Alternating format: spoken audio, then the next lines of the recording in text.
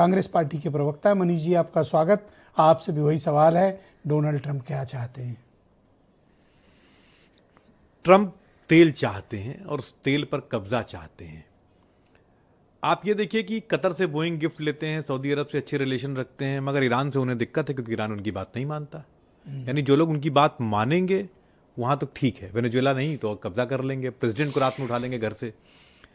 तो ये जो पूरा उनका जो साम्राज्य है वो तेल पर कब्जा चाहते हैं। और अमेरिका की लंबी नीति रही है, बस कभी थोड़ा डिप्लोमेटिक वे में रही है, कभी दबा छुपा के रही है, अब ये थोड़ा नंगई से कर रहे हैं जो ट्रंप कर रहे हैं। मगर है नीति पिछले सेकेंड वर्ल्ड वॉर के बाद यानी 1945 के बाद आज तक अमेरिका का पूरा खेल यही रहा है कि हम उस पूरे गल्फ के उस हिस्से पे जहां तेल है, और आप ये भी देखिए अमेरिका अपने रिजर्व को सुरक्षित रखता है, वहाँ लगातार काम एक्सप्लोरेशन पे होता है, ड्रिलिंग पर होता है, और उस अपने तेल को सुरक्षित रखता है। दुनिया भर में जो तेल की मार्केट है उस पर कब्जा करके बैठना चाहता है। मसला बहुत महत्वपूर्ण ये है पूरा गल्फ उनकी गुलामी में है, कौन उनसे सामने बोल सकता है? मैं इस बात को ही तो कह रहा हूँ कि कौन सी कंट्री है जो उनके खिलाफ खड़ी हो? मैं वो तय करते हैं कि कौन देश कहां से तेल खरीदेगा। बिल्कुल तय करते हैं। तो वही मैं कह रहा हूं कि अमेरिका ट्रंप या यूएस तेल पर कब्जा चाहता है। ट्रंप उसी बात को थोड़ा गंदे तरीके से गंदगी मचा के कर रहे हैं। गंदगी मचा के कर तो अमेरिका 70 साल से यही रहा है ना। ये थोड़ा गंदगी से कर रहे हैं। नहीं, बल्कि इसको ऐसे कहो कि साफ साफ कह रहा है, साफ साफ नहीं कह रहा है, मुलम्मा नहीं चढ़ा रहे। देखिए ये वर्ड एक ऑर्डर से चलता है, ये वर्ड एक ऑर्डर से चलता है। अगर वो नहीं चलेगा तो हम लोग जब पिछली बार यहां पर वेनेजुएला पे डिबेट करे तो यही तो बात थी, ऐसे तो क्योस हो जाएगा और वही उसी तरह दुनिया बढ़ रही है। खैर आप ये देखिए, ये तो ऐसे हुआ जैसे मैं आपके मत्थे पे बंदूक लगा के ये कह दूं कि कहिए ये डिबेट नंबर 1 है और इसका पुरस्कार देखिए। आप ये देखिए कि हमारी डिप्लोमेसी कहाँ खड़ी है। आप ये देखिए कि हम कहाँ स्टैंड कर रहे हैं। गुटनिरपेक्ष देश, गुटनिरपेक्षता हमारा वो था, हम सही को सही और गलत को गलत, और इन दोनों सारे पावर से अलग रहकर एक राजनीति किया करते थे, डिप्लोमेसी रखा करते थे। आज की डेट में आप स्थिति देखिए, ईरान पर जो ये हो रहा है, जैसे चाबहार जो पोर्ट है वहाँ पर हमारा, उसकी वजह से हम सेंट्रल एशिया में अफगानिस्तान में जाते हैं, हमारा जाना आसान हुआ। हम वहाँ पर इन्वेस्टमेंट्स भी हैं हमारे, ईरान से हमारा ट्रेड भी है। और आपको जानकर आश्चर्य होगा कि 24-25 में जो हमारा ट्रेड ईरान से हुआ, हम 800 मिलियन के ट्रेड सरप्लस में थे ईरान में।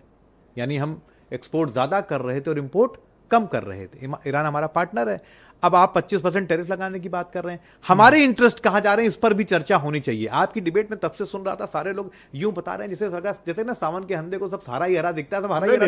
मैं प्लीज मैं अपनी बात कह लूं संजय भाई, आप भी कह लीजिएगा, अब रोका थोड़ी किसी ने।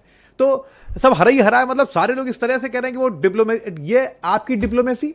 आपके प्रधानमंत्री को खड़ा करके जर्मन चांसलर कह रहा है कि रशिया से संबंध मत रखिए। आपके जयशंकर को खड़ा करके पोलिश का एफएम कह रहा है कि रशिया से मतलब संबंध मत रखिए। उधर वो गाली दे ही रहा है कि मोदी जी हमको खुश करना चाहते हैं। आपके मुंह पे तमाचा पड़ रहा है, पूरी दुनिया मार रही तमाचा, आप कुछ नहीं कर पा रहे हैं, और आप डिप्लोमेसी की बात कर रहे हैं, आप फॉरेन पॉलिसी की बात कर रहे हैं।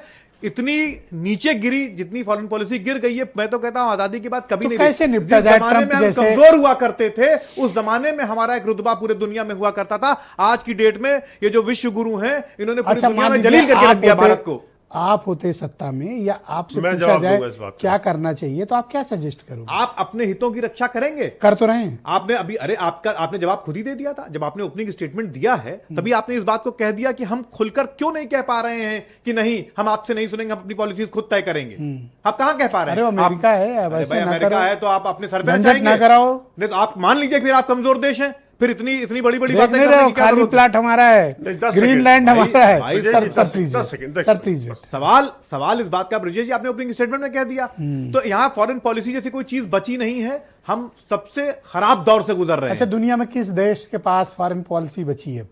जब राष्ट्रपति खुद एड्रेस कर रहा है, दिन दोपहर शाम रात को कुछ भी अनाउंस, तो फॉरेन पॉलिसी का मतलब क्या रह गया?